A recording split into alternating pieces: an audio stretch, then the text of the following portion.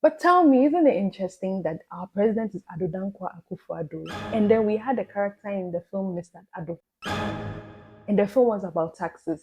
Are you, Charlie? You're getting the thing. You get it?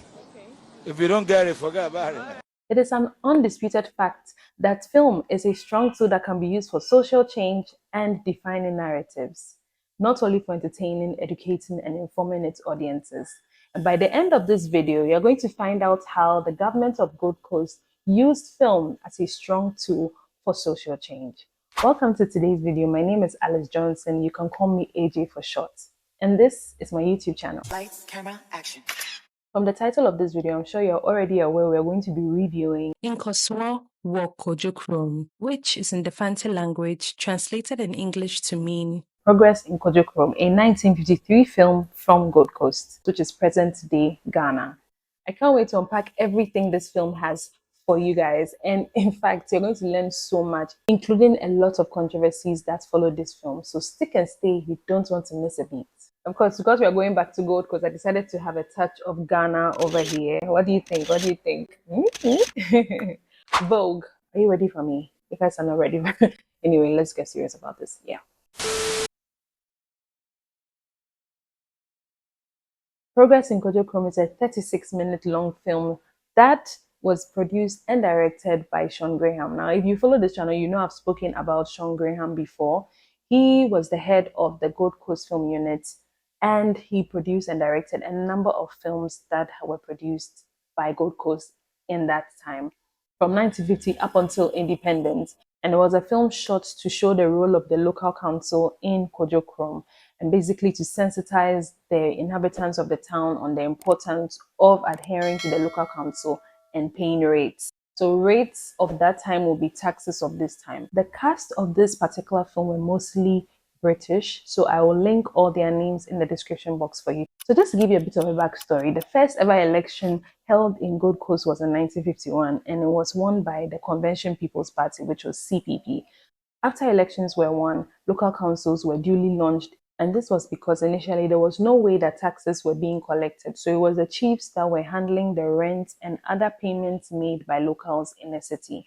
So after the elections, they then began to develop a way to, receive money from the inhabitants of the town in order to invest in the town by, building infrastructure, this roads, whatever it is that needs to be done in the town had to be done. So it was basically a way for them to encourage the people in the town to pay money so that they can use that money to better the town.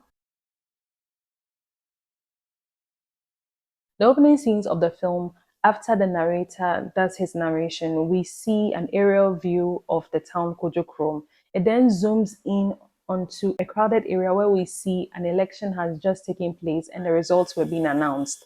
Now, when the results were being announced, there were cheers for the people who got the higher votes, and then there were the boos for those that did not get many votes. I mean, very typical of Ghanaians. I mean, generally, it's done everywhere, not only in Ghana, but Ghanaians can really do that thing very well. GMPC, single one, that kind of thing. Yeah, they were doing that in the film. And yeah, so basically when the announcements were being made that so-and-so won, this person got this vote and all of that. After that, they were saying that, okay, now we are going to start collecting the rates. We're going to start collecting money so that we can actually work together and make this town better. And there was a particular character in the film who is the lead character of this film. So the lead character is Mr. Addo. Now, Mr. Addo was in the crowd, was definitely not excited about the choice for them to start, contributing money to the local councils. So he just walks away from the crowd, and we can tell that he's definitely not pleased. He goes home, he's looking for his wife, Aquile. So he calls. Aquile is not home. Apparently, Aquile has gone out to fetch water from a stream some kilometers away from their town. So there was a bit of a delay. He came home, there was no food. You could tell that he was just generally not happy. And so his wife comes home, they have an argument. And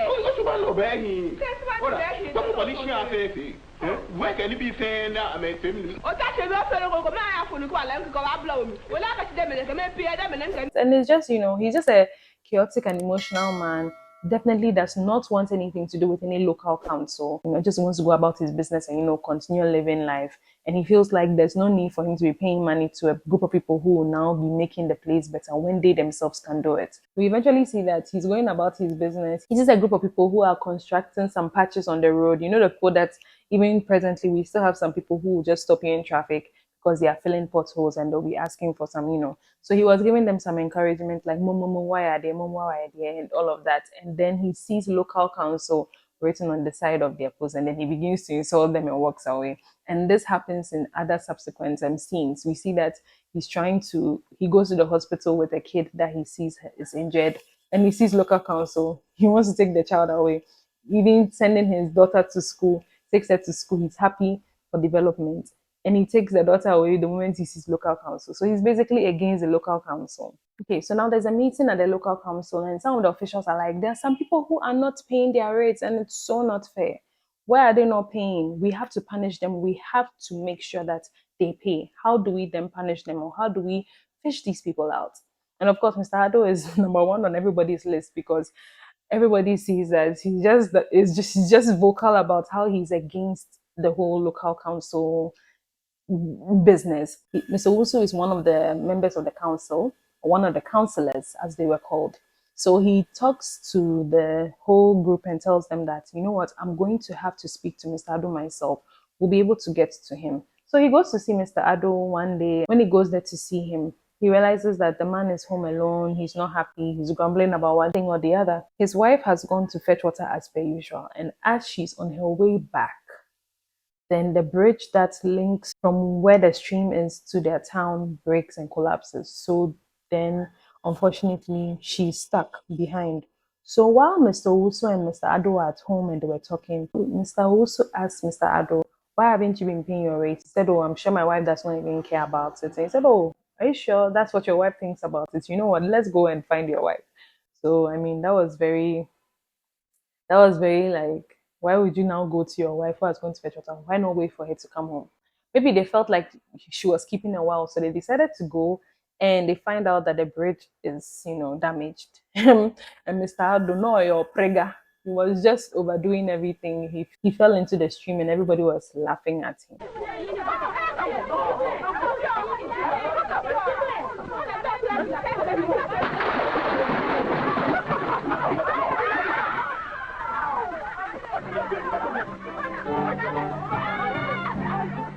But eventually, they then decide that, you know what, we can't be allowing the women in the village to now go all those miles to go and fetch water. We should construct our own pipe-borne water or borehole or something of the sort that we can also use to, get our water. So eventually, they are able to speak about this and go like, you know what, the money we're going to be collecting is going to be used towards the well. And Mr. Addo could then see how substantial that will be, seeing as he fell into the stream and, is going to prevent his wife from going all those miles just to get water and preventing him from having a good meal at the end of the day at a good time. So eventually he caves in and he's like, he's excited about the deal.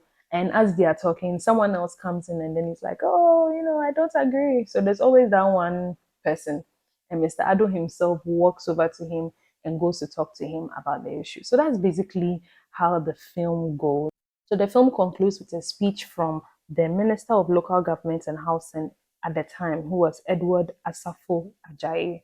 And he comes on to speak about how, as you've watched this film, I hope you are learning from it, blah, blah, blah, and all of that. Just to, give people an idea that the reason why you're watching this is that it's good for you to pay your rate, so you all better pay. And that's basically what the film was about. Progress in Kojokrom. So indeed, there was a lot of progress in Kojokrom, and that was because the people of Kojokrom were paying their rates. So it was just like a sounding board to other districts and other towns whose inhabitants were not paying these rates to actually pay so that they can also benefit from what Kojokrom was benefiting from at the time. So the characters in the film, like I mentioned, are Mr. Wusu, Mr. Addo, the lead character, and his wife Akweli. So those were the three people who were named in the film, and they have other people who were in the crowd. So the languages that they were speaking were mostly Fante, and Mr. Addo was also speaking Gan with his wife Akweli. So the location of the film was in Kojokrom, and Kojokrom is a town that actually still exists in Ghana at the moment. It is in the western region of Ghana. It's about 2.7 kilometers away from Sekondi and about 12 kilometers away from Takrad. So some of the themes that were discussed in the film were community development. Now, community development was very evident because, I mean, if you pay your rates, the town gets better deals. And if you don't pay your rates, the town cannot be developed, or we as a local council cannot come together and develop your town. Another one was traditionality versus modernity. Sado was a very traditional man. It was quite difficult for them to convince him to, come onto the other side and actually see what the rate was going to be used for.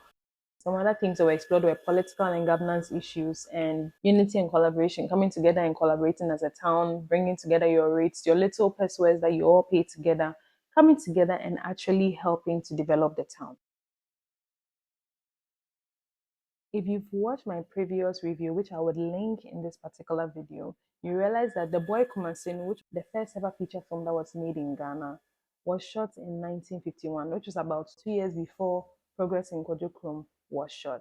Now, the difference between these two films is that initially there was a narrator that was narrating the film all through, and we could hear in the background that the actors, who were predominantly Ghanaian actors, were speaking in local dialect, be it Ewe, Chi, Gan, Fante.